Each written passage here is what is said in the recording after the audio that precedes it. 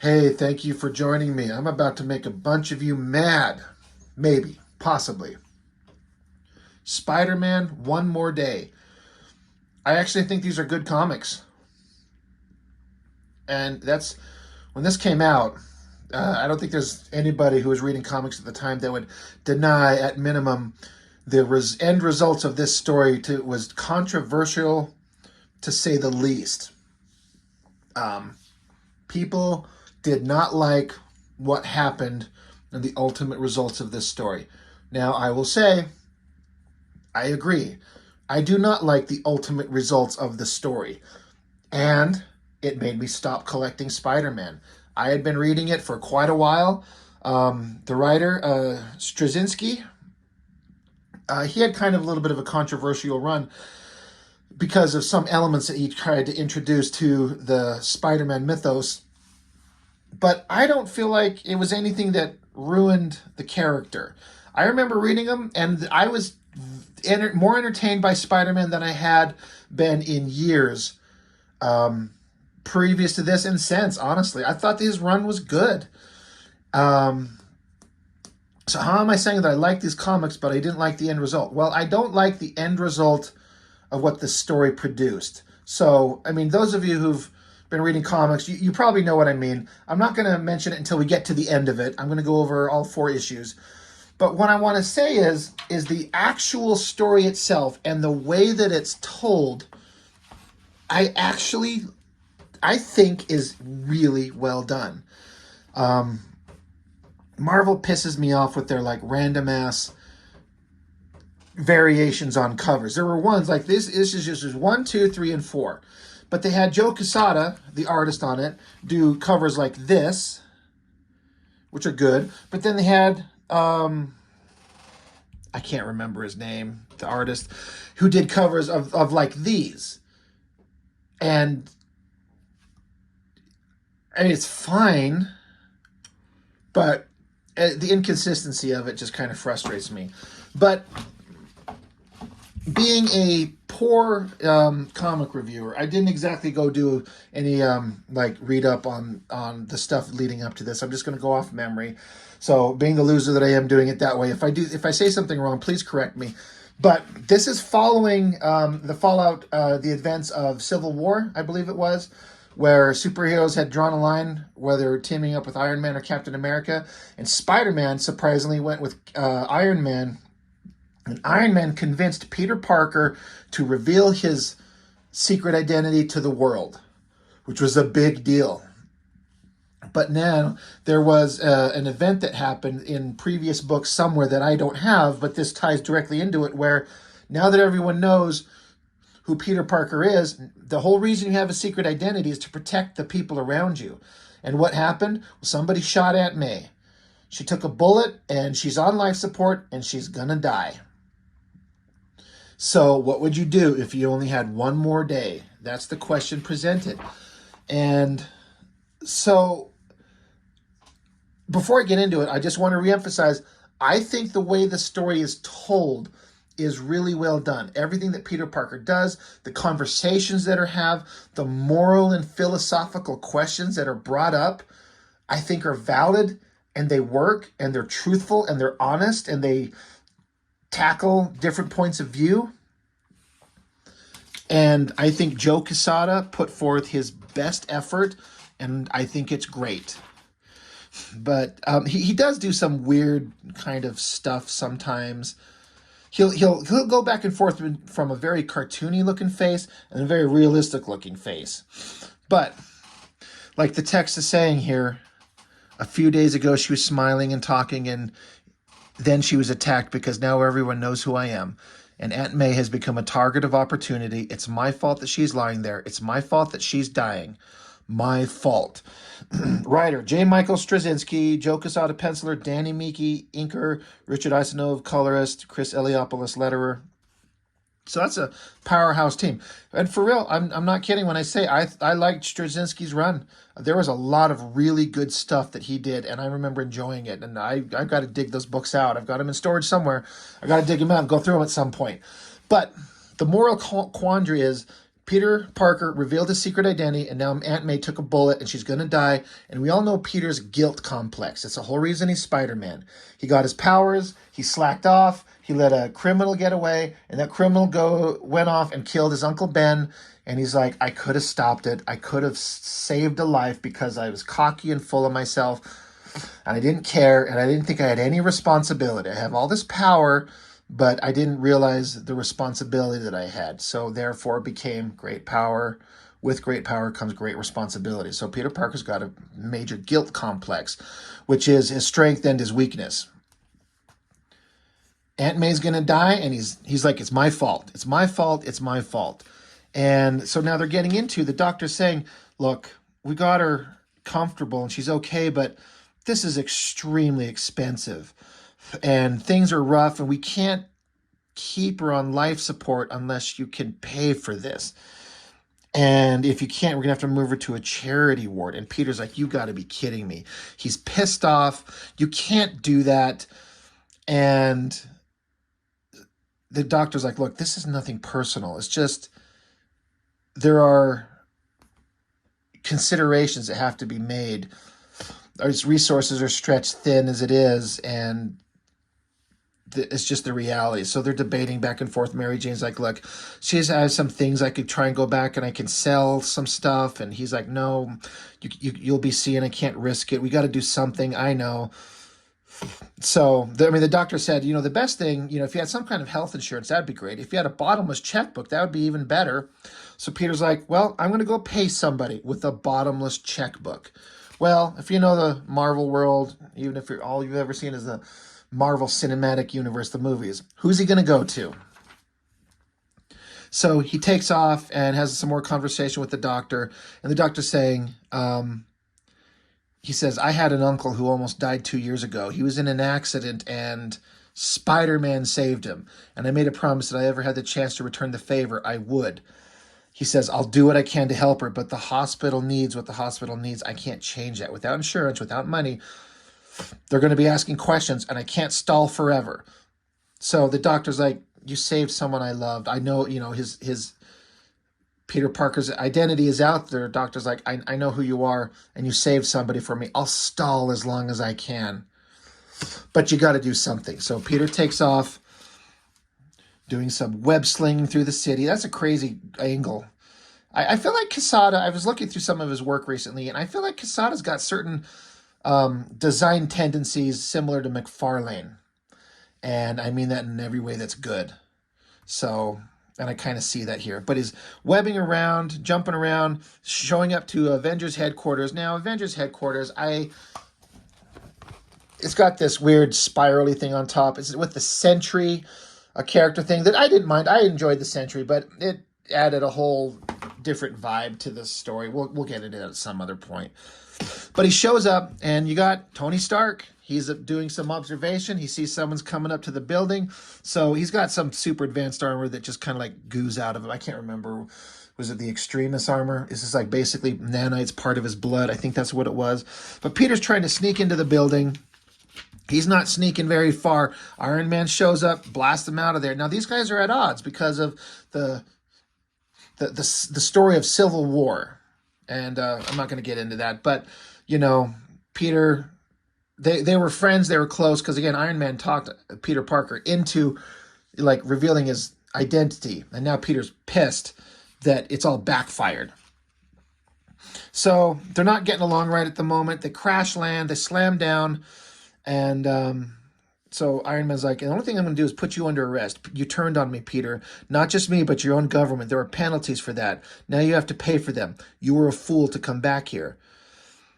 And so there's, anger conversations going back and forth. Peter Parker's pissed, punches Iron Man right in the face. Great drawing. Danny Meeke is doing some wild inking. It's not the standard kind of ink line that you'd see. It's a rougher, more organic approach. I hope those lines show up. And I actually really like it. Him and Quesada work really well together. Danny Meeke's got a hell of a control over his tools. And I like it. But anyway, Peter Parker decks him. Iron Man's pissed off at that. And so he's going to do a maximum laser beam thing. So Spider-Man, and another thing that had happened, I don't know how or when or where, I don't remember, but Peter Parker's web shooters were always like mechanical things that he wore on his wrist. But something happened where he, his web shooters went internal, like organic, like in the first Tobey Maguire movie. So he's got internal web shooters, probably to help link up with those movies and make readers kind of connect with it. So Spider-Man just unloads. He's like, I've never had the opportunity just to see what happens if I just let go with everything I've got. Ever since my webbing went internal, I've wondered what would happen if I let it fly and didn't hold back. I just emptied everything I have everything inside me until I was done. So he just fires his webs and he kind of stops and looks like, what did I just do? He webbed the shit out of Iron Man. That's a great drawing. That's a hell of a perspective. Great coloring. I mean, he busted a big web load all over the place. So Iron Man's like, this isn't going to work. And he's like, if it's not me, Iron Man's saying, if it's not me, it'll be someone else. You can't run. You can't hide. Peter's like, dude, shut up. He punches him, rips his mask off, and he says, listen to me. Peter Parker's saying this to Tony Stark. Listen to me, man. Listen. Aunt May, she's dying, and it's your fault. I trusted you. I let you get close to me. You were like a father to me. I trusted you when you said I had to expose my identity. That was the only way. I kept it secret to protect May and MJ, and you said they'd be safe. You said, great shot. I love Peter looking and the hand point. Great hand. I don't know if he drew this from memory or referenced it, but it's a beautiful looking drawing. But he's like, Aunt May is in a hospital. She's going to die. I need help. I need financial help. And Tony Stark's like, oh shit, I didn't know that. Peter's like, I don't want your pity. I want you to do something about it. And basically, Peter's kind of appealing to Tony Stark, like, look, no matter what's going on between us, you need to help her. You need to financially take care of her. And he's like, I can't because of my position in the government. I can't help a fugitive. That doesn't work. I can't do that. And Peter's like, well, my aunt's going to die in a charity ward somewhere. Is that what you want, Tony? Is that what you want? He's like, no, but there's nothing I can do without completely compromising my position. I'm sorry. So they're basically trying to set up a reason why there's almost no reason on the planet why Tony Stark wouldn't help Peter Parker financially save the life of Aunt May. But they have to have some reason. And Tony Stark is now a leader in the government against Captain America and his team. So he can't help a fugitive without compromising his position. It wouldn't work. You could say it's kind of bullshit, but there has to be a reason why Iron Man's not going to help. He eventually fries the webbing, gets free, and so he blasts off. Tony Stark saying, I'll let you walk away this time out of respect for May so that you can be there for her at the end. But don't come back because next time I'm taking you in. So Iron Man lets him go. He's like, if your aunt's going to die, go be with her. I can't help you, but go be with her. I'll get you later. So Peter just drops to his knees. He's pissed off. Iron Man left his mask, the mask that Peter ripped off him, and Peter just punches it, just shatters it. He's pissed as hell. Of course he would be. So back to Iron Man. He flies back up into his Avengers Tower, gets in there, looks at a picture of everyone back at better times. And Jarvis shows up. He's like, you need anything, sir? He's like, no, hold on, wait. There is one thing. Meanwhile, Peter runs back to the hospital. It wasn't successful. And so they're like, we still don't know what we're going to do. I don't know how I'm going to do this. So Peter's like, you know what? The problem is that we don't have any money and we need some fast. So I'll go out there and get it one way or another. And Mary Jane's like, Peter, you can't. He's like, it's May, MJ. I'll do whatever's necessary. I'm already a wanted criminal, so what's the difference? I'll sell my soul if I thought it would help her. That's important. A voice off the distance says, that may not be necessary. There's Jarvis. And he shows up, and basically, without getting, too much into it, I got 4 issues to go through, so I'm going to speed by this. But basically, he's showing up. It's not Tony Stark going to help out Aunt May. Jarvis is. My personal account has just seen a deposit of slightly over $2 million. This should cover everything. This is for her care. But it's from Iron Man. But we're going to make it go through some other hoops, launder the money so it doesn't look like it's coming from him. So, and it shows Tony Stark sitting here kind of like lost in thought about what he did.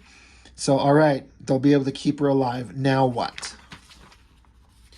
So he's like, I've got to go find a way to save her life. They can keep her alive, but maybe they can't save her life permanently. So he's going to go out there and find some way to save her. What a great double page spread. I mean, again, this has like a McFarlane kind of vibe. Crazy anatomy, great design sense, pushing the perspective, the spaghetti webbing. I love it. I think it looks great. So Peter's going to go find a way to save Aunt May. And that's issue 1. And then the back of these books get into some history of the character, Spider-Man, going on and about who he is and his life and past stories. So that's all fine. That's all interesting. Not going to get into that. Issue 2. So where's he going to go? Aunt May's being moved in the hospital. He's webbing around. Again, I know I keep saying this has kind of got a McFarlane vibe, but Joe Quesada, he's a really, really good artist. Oh my God. You remember that TV show Heroes? Remember how season 1 was awesome and the rest of it was junk? That takes me back. Anyway, look at this great double page spread. Good God. And the webbing. I mean, have you ever seen Spider-Man's webbing up close this much? That's wild. Great drawing, but where is he? It's the destroyed Sanctum Sanctorum. It's Doctor Strange. Maybe there's a magical solution. So here's Doctor Strange, and again, Joe Quesada doing his designy shit with the cape everywhere, the designs of the shadows in the background. Joe Quesada's great with shadows. Great with shadows and all that type of designy stuff. But to sum it up, Peter's like, look, I need your help. You got to find a way to save my aunt. And Doctor Strange goes on to kind of explain, basically saying, this is, if it was a magical reason, I could provide a magical solution. But this is just a real world, like, life event thing that happened, and I can't affect that. He's like, so you're saying that if her death is part of some bigger plan, forget it? And Doctor Strange is saying, from what you say the doctors told you, there's nothing anyone can do. He says, she's not going to die. She's not going to die. Doctor Strange says, we all die, Peter. He's like, yeah, but not like this. If she goes years from now of old age in her bed, that's one thing. Doctor Strange says, will it not be just as painful whenever it happens? Why is that any different? And Peter's screaming, because it's my fault. It's different because it's my fault. She took a bullet intended for me. If I'd moved just a second faster, if I'd seen, I can't let her die like this. It's my fault. I can, if she dies and it's not my fault, I can let, if it's a natural cause, I'm okay with that. But when she's dying because of me, I can't live with that. Just look at this artwork. I mean, how awesome does Doctor Strange look here? I wish they'd get a little weirder with the Doctor Strange movies. They kind of try, but they're playing it too safe, and Marvel movies are dead anyway. They were amazing for a minute, now they're dead.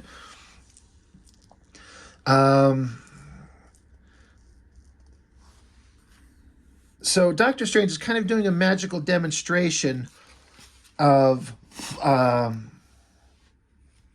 He does a chant in a different language, and it translates, it's, hear me, ancient spirits, and help this troubled soul. He's like, I don't want to do this spell, but for this one time, I will do this one thing for you. Go now and look through the multiverse and see and find out what you need to see. So here's like a magical depiction of Spider-Man looking at different timelines, different choices, different moments in his life. All these great drawings of Spider-Man everywhere. Different moments where here's Morbius, there's Black Panther and Storm, Reed Richards. This is him interacting on like a spiritual level with every scientist and brilliant mind out there. Beast, Ant-Man, Doctor Doom, some Mike Allred X-Force characters I don't know, like I said, Reed Richards, Morbius, asking them, he says, and suddenly I'm everywhere and nowhere, here and there, all at once, and I tell them my story. Ask them my question, and the answer is always the same. There is nothing that they can do. So the story is basically given Peter Parker the opportunity to have Doctor Strange send him out into the universe to ask all the different characters in the world with magical abilities, science, to help him save Aunt May's life. And they all tell him, there's nothing we can do. And says, though I know Stephen would not approve, I even go to those who I know would see me dead, because even among those who hate me, there must be still some who understand the simple urgency of my aunt is dying. And the answer is the same. Great shot of Doctor Strange in the cave. So he's getting the same answer. No one can save her. Peter's kind of disoriented, can barely stand. And Peter's like, I went to all these people. Not one of them could do anything. And Doctor Strange says, well, then perhaps that's all you need to hear. And something else. The cycle of life is essential to the very core of existence, to the survival of the universe. To fight that cycle is to fight the very forces of creation itself. And that power is not within my grasp or yours. So there's a certain amount of that, the last Spider-Man movie where Tom Holland's Spider-Man interacted with Doctor Strange, asking for him to change history so his friends aren't being affected by their knowledge of him being Peter Parker. There's a certain amount of this One More Day story in that Spider-Man movie, which I didn't really realize before revisiting this book. And I actually kind of like that. Goes to Doctor Strange. Doctor Strange tells him no. While Doctor Strange has his back turned, Peter tries to invoke this thing again on his own. And it goes wrong. Doctor Strange is pissed. The magical spell goes weird. And he goes into this magical world where he sees the sniper that took a shot at him. He sees the guy waiting across the street when they were in a hotel room to take a shot at Peter Parker himself. He tries to punch him. He tries to strike at this assassin. Can't affect him. And then he, as like an astral projection, sees himself walking in. He's trying to scream at himself. Look, don't you know? It's about to happen. She's about to get attacked. But then in this astral plane, these monsters appear out of nowhere and try to take him on. They can hurt him in this form, but he can't affect them. So now he's running from these monsters, fighting them off, goes into the room where the scene where I didn't actually get to read the book where this actually happened, but this is like a recap of it. The assassin gets a shot, aims at him. He senses it. Spider sense tingles. He's like, holy shit. He dives Mary Jane out of the way, but Aunt May takes the shot right to the guts. So Peter has to relive the horror in real time again to see her bleeding. I love this down angle shot. I love the screamy face. The otherworldly monsters come after Spider-Man again. They bite him and he comes back to the real world. Doctor Strange cast the monsters away. But Peter had to relive that moment. Doctor Strange is pissed.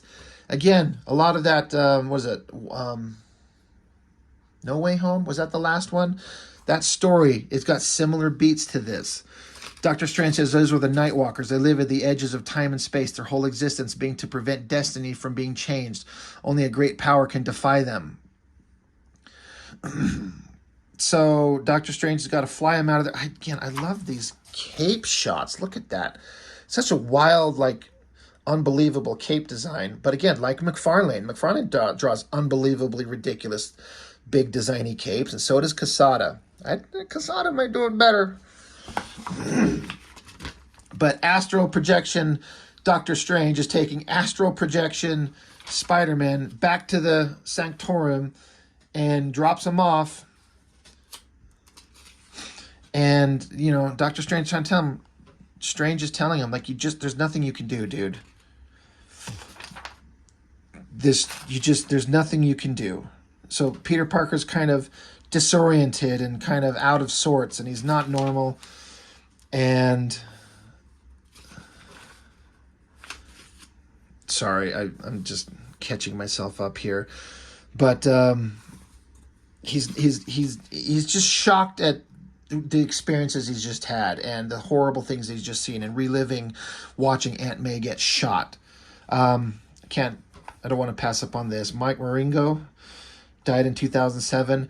Had a beautiful, clean style artwork. I never read anything of his that I really captured my attention, but he always seemed like a good artist, and they did like a little memorial for him because he died. Oh my God, excuse me. But didn't want to pass up that because that's a really awesome little tribute to him.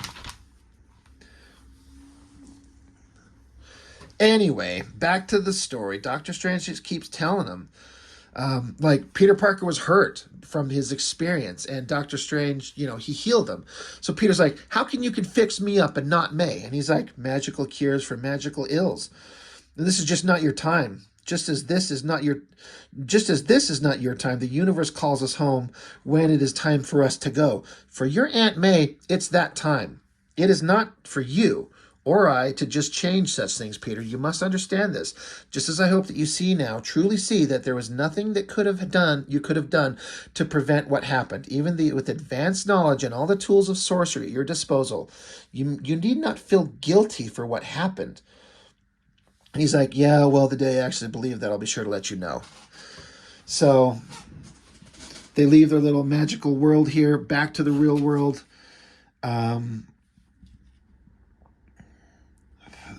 So Doctor Strange is saying, however badly injured Aunt May's body is, her spirit still rests within.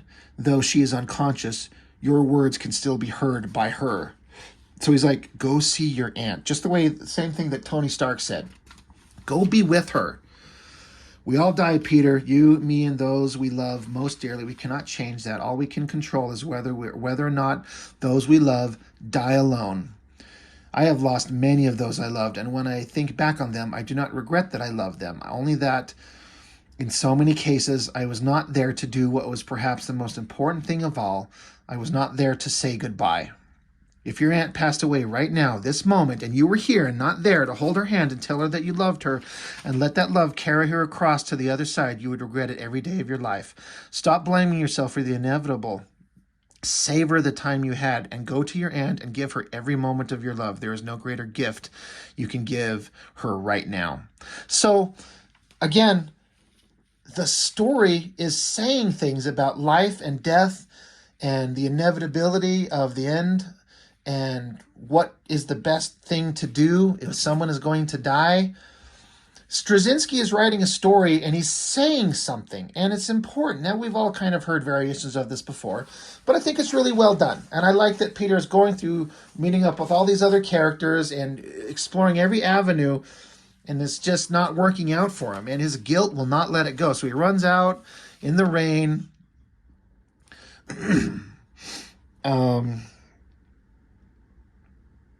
But as he goes, he runs off around a corner. This bird kind of leads him around a corner, and he sees something. He's, what Doctor Strange was saying. We all die, Peter, you, me, and those we love most dearly. We cannot change that. And then a voice says, he was right. You cannot change that. Who's saying this? Some little girl. She's like, but I can. She can change this. Well, who the hell, what the hell? What is this? All right, I'm interested. Doctor Strange is saying, there's nothing you can do. The universe is a certain way. There's nothing you can do to change it. It's just her time. You need to accept it. But some little girl shows up and says that I can do it. There was some interesting progress shots of how Joe Quesada does his roughs, looks like digitally, and then pencils them, and then they get inked. We're not going to get into those because we got 2 more books to go through. So Peter's here. Who's this little girl? And she's like, you like to protect people. So maybe it's time somebody protected you. Maybe it's time somebody helped you. And he's like, you don't understand. It looks like there's nothing anyone can do. I'm at the end of my rope. And she says, you haven't even seen the rope, but I can show it to you. I know where it is. He's like, what are you talking about, kid? She's like, do you want to save her or don't you? He's like, yeah, well, then come on. So she goes strutting off. She says, I don't have a lot of time. You have even less. And her, the one you're trying to save, she has no time at all. So he's like, well, I don't think we should be doing that. Where's your parents? And she's like, oh, they're around, but they cut me a lot of slack because I'm very smart for my age. I take after my dad that way. He's like, is that so? She's like, yeah, but frankly, I'd rather take after my mom. She's beautiful. Well, he's like, well, I'm sure you'll grow up to be very beautiful. And she says, well, what if I never grow up? You know what your problem is? You're selfish. She's like, well, hang on. She's like, you're selfish and self-involved, and you always put your pain at the center of the universe. So as long as you could go to sleep with a clear conscience, you don't care who else has to pay the price for that good night's sleep. The whole world has to answer for your pain. You know why? Because making the pain big makes you big, makes your revenge big, makes you feel big. And he's like, those are awful big ideas for a kid. She's like, never mind. You're an idiot. You're just what everyone always said you were.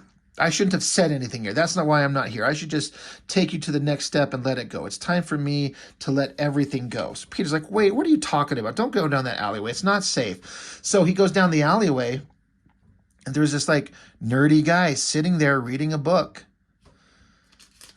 And he's like, hey, where'd that girl go? He's like, yeah, that's how it is for her. 1 minute she's here, next minute she's gone. And he's like, Peter's like, who are you? And this guy's like, well, I work mainly for software design and testing, computer games mostly, first-person shooters, space combat games, superhero stuff. Yeah, I kind of fell into that right after high school. And Peter's like, well, that sounds like a fun job. And this guy's like, yeah, you know why guys like me get into games like that? Because there's something missing. We look around the world where there used to be a chance of being a hero, of being important, and it's just not there the way it used to be. But you can't just go pick up a gun and become a gunfighter, or off to explore a new world, or pull a sword out of a stone, or rescue a damsel in distress.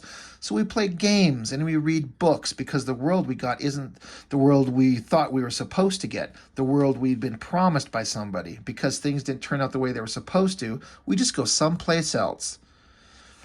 So this guy's basically saying, you know, the world of fantasy, games, comics, movies, like what all us nerds do, to kind of retreat into that because it gives us an idea of what a good world could be. Anyway, he talks to this guy, something very familiar about this nerdy guy, this very smart. Anyway, a car pulls up. Here's an older version, an older guy. He's like, hey, you need a ride? Here, jump in the car. Now, if you're reading this, you're getting the sense that something's off here. This is not normal. Something's weird. Spoiler, these are just alternate versions of Peter Parker. This is him, but if he never became a hero, just became a nerd. This guy in the car, this is Peter Parker if he drove himself to success out of bitterness and rage for being a picked-on nerd dork loser, and he decided to focus his intelligence and become a brilliant businessman, super wealthy, but he's alone, he's bitter, he's sad. He never really got the girl that he always wanted. He let her go because he didn't pay attention, and he's got regrets. So he lets Peter off, and he's like, you know, I got everything I ever wanted, but I traded all to be back with the girl that I was in love with. But that's not in my cards. I don't have that. So Peter walks down this street after the guy kind of tells him to go. Off you go. And Peter's like, wait, hey, hello, where is somebody there? And then here's this woman. She's like, I've always been right here. What a great drawing. I think the coloring's amazing. And Peter's like, I don't know what the hell's going on. She's like, yeah, I know you don't know what's going on. But he's like, I think I'm having a dream. I'm having kind of a nightmare. He says, how do you know your whole life hasn't been a dream? Maybe this is where you finally wake up. That's what she's saying to him. And he's like, yeah, well, if I was a wake up, I'm going to be ticked off. Like he doesn't want this life to be a dream. It's a weird, like, who are all these people that he's running into? And they talk about their destinies are one thing because of a specific moment in time. The spider comes down and bites his hand. He becomes Spider-Man. What if you make the tiniest little change? A single sentence and the future changes. Somebody distracts him. Peter turns and the spider never reaches him. He never gets the powers. The spider gets stepped on. And the Spider-Man is gone forever because of just the tiniest little change. Just one little change in the universe can alter everything. In one reality, your rage and resentment turn inward. You pull away from society, from a world you never can control. and you'll never realize your own potential, and you lose yourself in worlds you can control, like video games, becoming a fat dork loser, or you become a brilliant, hard-nosed businessman running an industry, not connecting with anybody, and you're kind of a sad loser there. There's all these different things of the way that life could go, and the changes that could happen from just the tiniest little alteration. But this girl, she's saying, everyone told you the same thing. Your aunt is going to die, and there's nothing you can do about it. But I can. The eyes glow, energy rockets out of them. And this is a great drawing of Mephisto, who's not supposed to be the devil, but is basically the devil. Satan in a way, and he doesn't proclaim to actually be Satan, but he is basically. Great drawing, great anatomy, great shadows. I can't tell you how much I think the artwork in this stuff is just so good. And again, at the risk of making these videos already go too long whenever I do like multiple issues like this, just to kind of skip by the basic point. He says, I told you our destinies are made up by the smallest brushstrokes, the finest details. Some of those details I'm not allowed to touch, but others can be touched with the permission of the one involved. Where everyone else has failed, I guarantee you that I can and will save your aunt's life. And he's like, what do you want, my soul? And he's like, your soul, hardly. This is another point that I liked. He says, I stopped making that deal with people like you ages ago. Do you know what someone does in hell who has sold his soul, his or her soul, to help someone else? They suffer righteously, nobly sustained through eternity by the knowledge that their action saved someone else. So he's like, I've done this. I've had people sell their soul because it saved someone else. And they might be suffering in hell, but they're okay with it. They're fine because I know what I did. It saved someone else. He's like, I don't want that. He's like, where's the fun in that? I don't want you to be okay. I want you to suffer miserably. Great drawings. God, look at this. It looks so good. So he's making he's like, I deal in the currency of misery, loss, despair, hopelessness, pain, regret, and sadness. They are as sweet to me as the most beautiful music ever composed. I will go anywhere and do anything for the sound of a soul in pain. Would you do anything to save her? Or is that true, or are you just lying? Are you not interested in at least the terms of the bargain? So Peter says, anything that big, I can't answer alone. I have a responsibility to someone else. He's like, all right, well, let's go. So they go back to where Mary Jane's at. Peter's saying, if you're going to present this option to me, I can't make this decision on my own. I'm married. I got to go over this with my wife. So he runs up to the door where his wife's at. They go inside the door, and Mephisto is there already with her. He was telling her the same thing, the same options. And he's like, I'm nothing if not efficient. So it's basically telling us that Mary Jane is up to speed on everything that has presented to Peter already. So she's like, Peter, can he do what he says? Peter's like, well, what do you want? You don't want my soul. What do you want? He says, what I want is greater than what one paltry soul can provide me. What I want is the one thing that in the universe that is truly greater than the sum of its parts and tastier than any single soul I could devour. I want that which gives you joy, that which sustains you in your moments of greatest despair, the source not of your power, but of your strength, your happiness, your dreams, and your passion. I want your love. I want your marriage.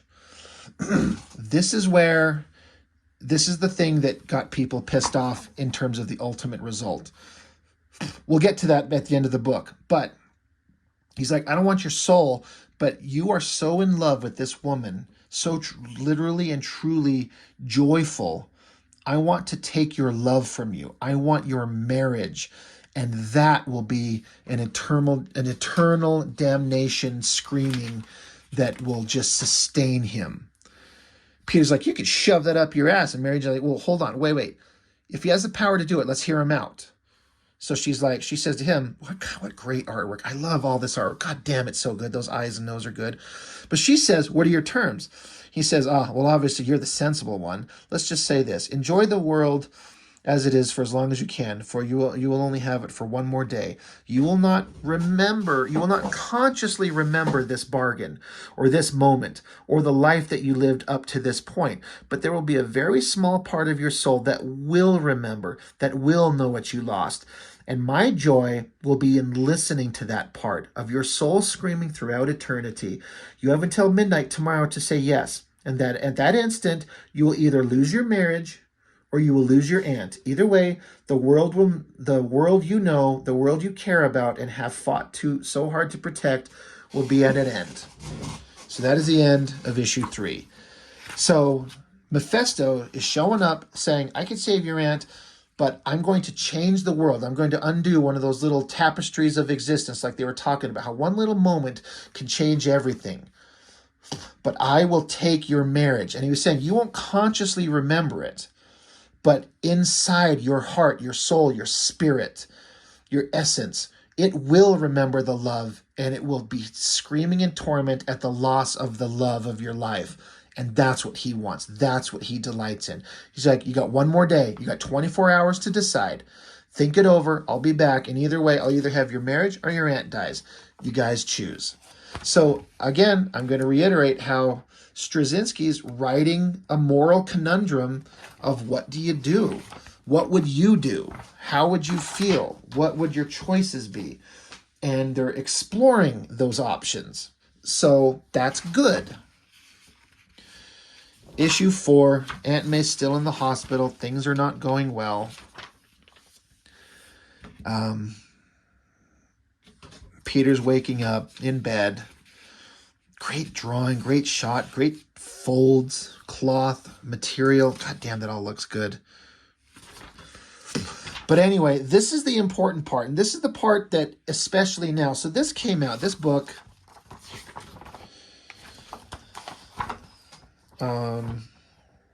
2007, I believe it is. So I had been married just for like a year or two when I was reading this at this point. And for those of you who follow my channel, you know that I was married for about 10 years. I got 2 kids, and me and my kid's mom, we separated it's been about 5 years. And previous to that, it was about a 3-year decline of the marriage from a moment where everything started going shitty and it was an off and on. Can we save it? We're not. I get kicked out a couple times, and then we get back together, and it was 3 years of hell before we finally decided to just separate. So the conversation being had here about, can you make it? Should we stay together? I mean, it's an entirely different scenario, but it resonates with me on a little bit different level. But even at the time when I read this, when I was happily married, as happy as can be and content as I could possibly be, the idea of talking with your wife about this feels like a serious adult conversation. She's over here. She's reeling in pain from what is the options that they have before them. She's like, just don't talk for a minute. She's like, I'll be okay. I just don't talk for a second. She says, first question. She's like, look, I'm so sorry. I have to ask a question. She's like, do you think Mephisto can really do what he said he can do? Like, are we even tormenting ourselves with this conversation and this option is it even possible? But he says, I don't think he can, but it's all we have. So he tries to say, are you? And she's like, no, don't. She's like, I have to get through this in my own way.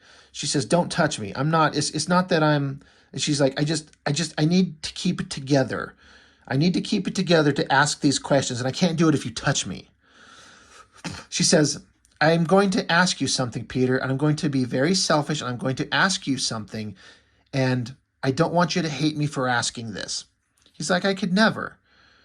And then he kind of stops. I think he realizes what she might be wanting to ask. And she says, Aunt May has led a good life, Peter, a long life. You've kept her alive, kept her going, fought for her at every moment of your life, especially these last few weeks. You've done as much as anyone could ever hope to. You've honored her and you've loved her, but sooner or later, we all die, Peter. It's what we do. And what if this is just her time? You've always tried so hard to do the right thing by her.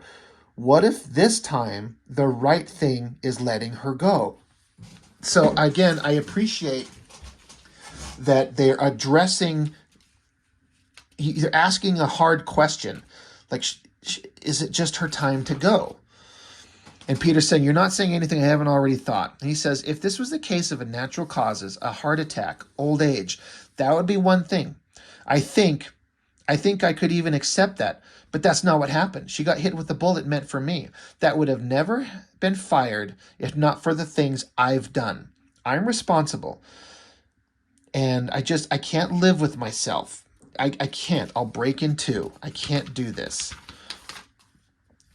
And so she's like, well, that's just great. She's like, so if I say let her go, then I'm responsible for breaking you in two. She's like, don't put that on me. Like, we have to come to a decision on this. He says, if I make that decision alone, no, I couldn't live with myself. But if we make it, then together, then yeah, I think I could. She says, you think you could, or you know you could? He pauses. He says, I know I could, if that's what we decide. She says, and how long do we have? He said, until midnight, less than 24 hours. And all this great drawing, heavily shadowed, great drawings. I feel like he might have photo referenced some of this. But it's great. And the storytelling is drawn out, giving them quiet moments to stop. And you feel like they're pondering these questions. And poor Mary Jane is trying to like, Peter, do we let her go? But do you want to let me go? Should I let you go? What do we do here? What a horrible choice to have to make. I like that it's just page after page of beautiful artwork of these two adults asking these horrible, difficult questions they have to with each other. And they just hold each other quietly, silently. I did this with my wife. I think anybody who's been in a serious relationship, you do this shit. There's a quiet, unspoken bond between you two where words aren't needed. And again, just more panels of them just together. And Peter kind of says this. He's like, he starts to say, hey, you remember that? And she's like, no, shush, be quiet. Just exist in this moment. He tries to do it again. She puts her hands up. She's like, no, just shush. She says, I remember all of it, every little detail. And no matter what that monster does, nothing will ever take that away from me. So he's like, well, what are you saying? Are we really going to? And she's like, oh my God. She's like, freaking out, and then a bell rings. Bong, there's Mephisto. So he says, tell me exactly, how does this work? Mephisto says, you shouldn't worry yourself over such details, Parker, but since you asked, with your consent, it's really quite simple. You two will no longer be married because you two will have never been married. It simply never happened. So he's like, well, what, like a lifetime erased? He's like, not a lifetime. Your marriage is but a stitch in time that I simply painlessly remove. All else will remain the same. Peter's like, I don't understand. He's like, you don't need to. All you need to understand is that your aunt will live. And then a bell rings. Bong. And he's like, did you hear that? That's the sound of your aunt dying. Time is nearly up. Mary Jane says, you do realize that none of this, not a stitch of this resolves anything. So you save May, then what? She was shot because he made his identity public. The world knows he's Spider-Man. What's to stop some other lunatic from shooting her again? So Mephisto explains, let me explain something to you, Miss Parker. Have you thought for a second to ask yourselves why I chose you two out of all people? It's because yours is the rarest love of all, pure, unconditional, and made holy in the eyes of he who I hate most. And love like yours comes along about once in a millennia, and to take that away from him, to deny him, is a victory like none other imaginable. So if that's all it takes, consider his identity forgotten.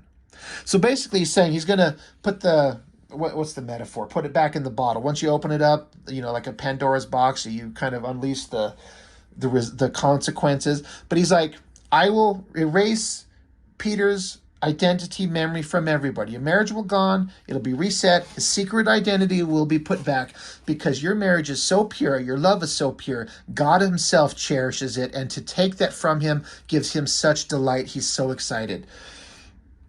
So Mary Jane's like, then the answer is yes. And Peter's like, well, wait, hold on. And then Mephisto's like, well, how expected? Well, then we should. She's like, wait, no, we're not done yet. You're going to put his life back, Mary Jane is saying. Just as it was, you're going to give him a chance at happiness. And Mephisto says, and why would I do that? She says, because of what I can offer you. Mephisto says, well, what is that? So Mary Jane goes up and whispers something in Mephisto's ear. I can't remember what it is that she whispers. But he agrees. Peter says, Mary, Jane, what did you... She's like, there isn't time. The bell goes off again. And Mephisto says, she's right, time is running out, and yet only one of you has agreed to my terms. I can't go any farther with this. What say you, Mr. Parker? So again, I can't remember what it was that she whispered in his ear. So if I actually tried looking it up, but I couldn't get a straight answer because there's so many convoluted stories, and I stopped digging after a few minutes because I wanted just a simple answer. But if those of you are out there who know, what the hell does she whisper to him? What is this term that she says to him? What is it that happens there? But Mephisto's like, what is your answer? Mary Jane's reassuring Peter. She's like, it's okay. It's okay. It's all going to be okay. Go on now. Save May. Be the hero. Be my hero. So Peter agrees. He's like, do it. Mephisto says, done. Now that our deal is sealed, I must admit that I am surprised. And he's like, what? As I've said, within specific limits, I have the power to change certain things. Sometimes all it takes is one big thing to change one little thing and turn a possibility into a probability into a fact. Those you met yesterday were such possibilities, the alternate versions of Peter Parker, the fat, insecure nerd or the rich loner. Those are possibilities. I thought you might find it instructive to meet them. Yes, I'm surprised. Then he turns. Mephisto changes from his regular form back into the woman that he was talking to. And he says, I'm surprised you forgot to ask about me. I'm a possibility yet to come. That's a discussion for another time. And so Peter's like, oh my God, the little girl. Who is the little girl? He's like, yes, that little girl. Rather than bring a possibility forward, I brought a fact forward. And so you see that little girl that was at the beginning of issue 3 that he ran into, this cute little girl with red hair who is smart like her daddy and she wishes she was beautiful like her mommy. She's like, I'm the child that you two will never have now that you've decided to save the life of your aunt. I would have been the best of both of you. And now that you've opted to save your aunt, I will never be. And they're like freaking out. They're like, oh my God, we were going to have a perfect child. And he's just smiling. He's like, and that's it. Shall we? Peter's pissed. You son of a bitch. The bells are tolling. Fire is swirling around them. It continues to swirl around Peter and MJ. She's like, look, we've only got a few more seconds. Just listen to me. Listen to me. She says, I know in my heart of hearts that you and I are always meant to be together. Whatever he throws at us, whatever he does, whatever he undoes, it doesn't matter, because whatever he does to pull us apart would have to be bigger and stronger than what brought us together and kept us together, no matter what happened. And there's no power in the universe big enough for a job like that. Not the devil, not God, not anybody. We'll find each other again, and we'll be together again. I know we will, and I'm always right about these things, right? And he's like, right. I love you, Mary Jane Parker. She says, I love you, Peter Parker. They kiss. Great, great artwork. Great coloring, everything. And then it's a big, giant, double-page spread of some of the important moments of their life. Swinging through the city when they were young and happy, when he first met her, making out, looking over the city, being married, just all these little moments to show the history of Peter Parker and Mary Jane as it was in the comics. And then just this great single shot of them kissing. She says, face it, Tiger. You just hit the jackpot. And it goes into smaller images. The storytelling just kind of closes out of the image of them fading into darkness. This is what I say when I say that I love this story, because I think it's told so goddamn well. I feel like the emotional core is completely there. I feel like they had all the conversations that they needed to have, and they explored even like a spiritual, even religious level, to talk about God and the devil and their pure love. They're meant to be together, whether you believe in that kind of thing. And then it shifts to, boom, Peter Parker wakes up. He's yawning. Oh, shit, I'm going to be late. He's got to run down the stairs. Oh, and guess what? There's Aunt May. She's alive. He gives her a kiss. He grabs some lunch, jumps on his bike, takes off into the city. He's happy. He's going to a party. There's a bunch of people here. Hey, what's up, Flash? What's going on? And then he looks off into the crowd. There's this beautiful redhead giving awkward looks, and Flash is like, yikes, that's awkward. Things still frosty. He's like, yeah, I guess you can say that. I don't know if she'll ever forgive me for, and then Wait, hey, everybody. They're here. And there's Harry Osborn, right? Did he have the same hair as his father? Anyway, it's just, traditional Spider-Man character. So basically, everything's been reset. But the one little change is that whatever happened that you just alluded to in the previous panel is that Peter and Mary Jane never got together. So everything's kind of like back to normal status quo. And he's got all his friends, and they're having a party, and they're getting together. Peter's kind of a down on his luck nerd, still living with his aunt. So they go through these story beats of them talking to everybody. Mary Jane just gets into an elevator and goes away, quietly, kind of sad. And they're like, they're all having a toast at this party to a brand new day. And they throw up their hands, good drawing, celebrating a brand new day. And I was done reading Spider-Man. Now, why? Because I just got done saying I thought this story was told really well. I gotta be honest, I didn't like the idea that Peter Parker would save his frail old aunt at the sacrifice of his own wife. Any of you out there listening, are you married and you're truly happy? I mean, what a god-awful, horrible scenario to be put in front of you. You got, what would be your version of the Aunt May? Your own mom, your grandmother, someone very close to you, and this otherworldly power comes to you and says, I can save the life of this 80-year-old person, but you will not be married anymore, and your souls will be screaming in hell, and also the child that you would have had will never be. And now Peter didn't know they were going to lose the possibility of the child, but like I said, I was married, and all I ever needed in life was her and our kids, and I had everything that I needed, and that's all that was important to me. And getting divorced broke me, and I've never been the same, and I don't know that I ever will be the same. But that's what I don't like about this. I seem to remember Quesada being in charge, like editor-in-chief of Marvel Comics, and they wanted to get Peter back out there to be like a swinging, like a hero that could have romantic relationships outside of Mary Jane. They've been together for so long. Can we have him date Black Cat or some shit like that? Can we separate this and the possibility of new stories to tell? I respect the idea. I hate it in practice. Peter and Mary Jane are supposed to be together. That's just it. And if you can't write stories where Peter and Mary Jane are married and in love, that's when I think of Spider-Man, he's married to Mary Jane. Gwen Stacy was the love of his life at the time when he was younger. She died, and then he met Mary Jane, and that's the happiness. That's the happy part of their life.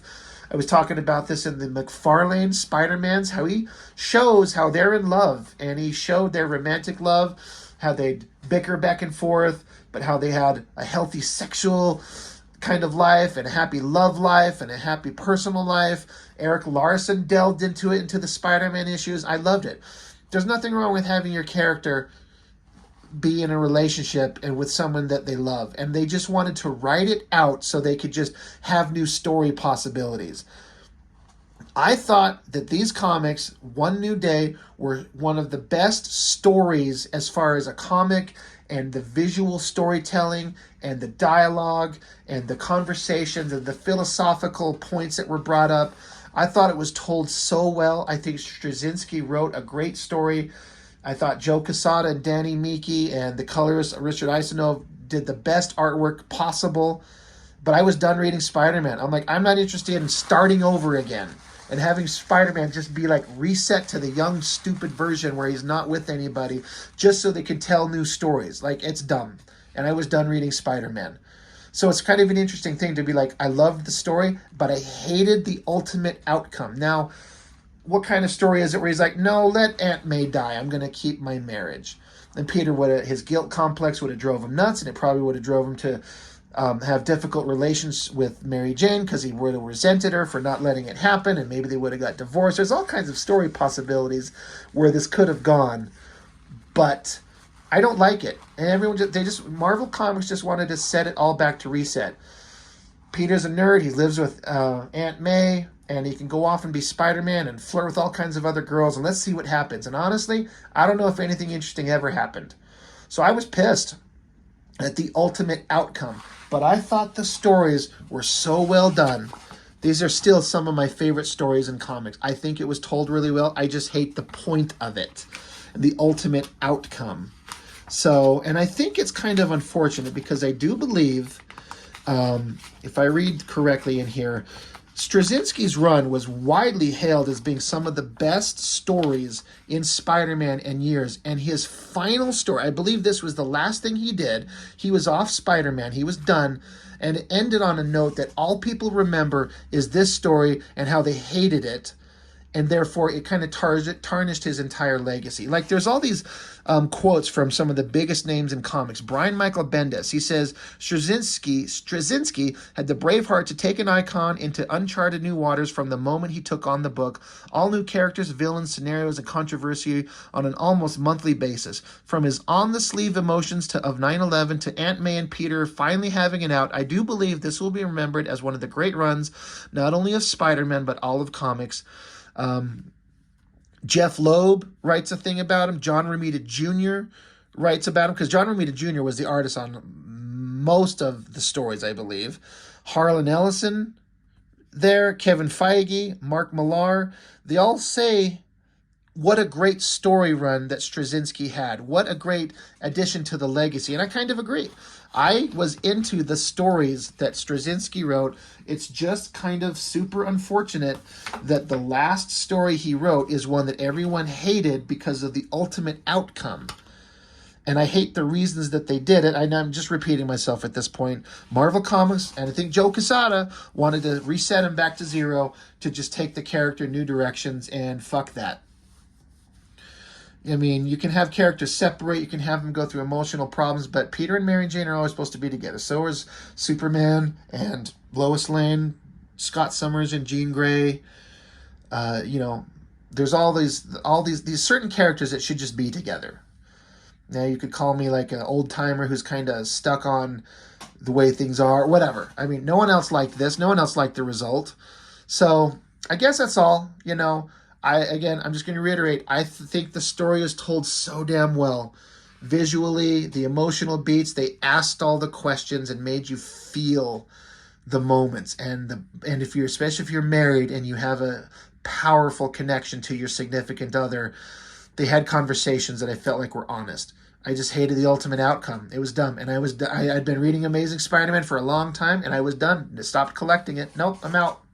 Never picked it up since. So, that's it. Tell me, everyone out there, what do you think? What was your initial thoughts of the One More Day story?